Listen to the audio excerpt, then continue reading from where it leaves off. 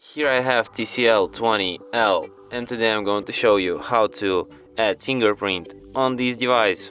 So firstly you have to open settings, then you have to go to the security section, then to the fingerprint sensor, then manage fingerprints, then tap next.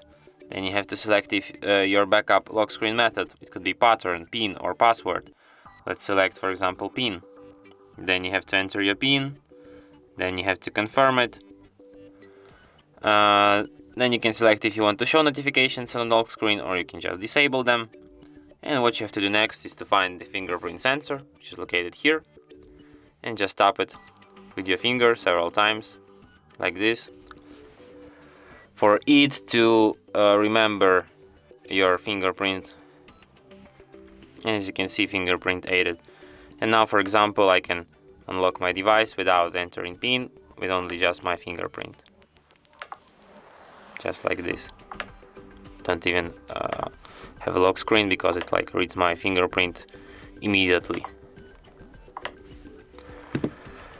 And that's it. Thanks for watching. If you find this tutorial useful, don't forget to hit that like button and subscribe to our channel.